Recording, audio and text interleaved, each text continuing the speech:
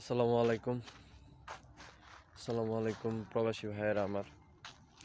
আমরা যারা প্রবাসে আসছি, আমাদের লক্ষ্য একটাই, আমরা এখানে টাকা উপার্জন করব, পরিবার স্বাবলম্বী করব এবং নিজে স্বাবলম্বী হব। এই জন্যই আমাদের প্রবাসে আসা। এখন আমরা আমাদের কাজের ফাঁকে আমরা আল্লাহর রাস্তায় কিছুটা সময় দিতে পারি। যেমন কাজ করা অবস্থায় জিকির ফিকির করতে পারি, ইসলামের দাওয়াত দিতে পারি। যারা মুসলিম কান্ট্রিতে আছে, প্রতিটা এলাকার মধ্যে একটা করে মার্কাজ মসজিদ আছে। তো আমরা চাইলে অবসর সময়ে মার্কাজ মসজিদে সময় দিতে পারি। বেশি না, 1 দিন 2 দিনের সময় আমরা হাতে নিয়ে নেশাবে যেতে পারি।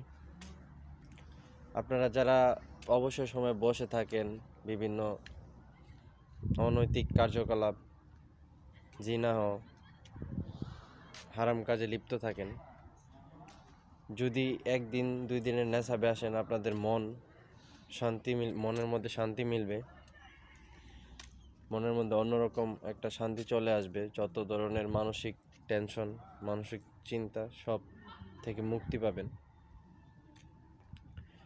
এবং কি অনৈতিক কার্যকলাপ থেকেও দূরে থাকতে পারবেন। তো যাদের সময় মিলে, যারা সময় পান, অবশ্যই চেষ্টা করবেন 1 দিন থেকে 2 দিনের একটা নেশাব দেওয়ার জন্য। নিকটস্থ যে এলাকা আছে, প্রতিটা এলাকার মধ্যে একটা করে মার্কাজ মসজিদ আছে। তো সবাই একত্রিত হয়ে চেষ্টা করবেন জামাতে আসার জন্য।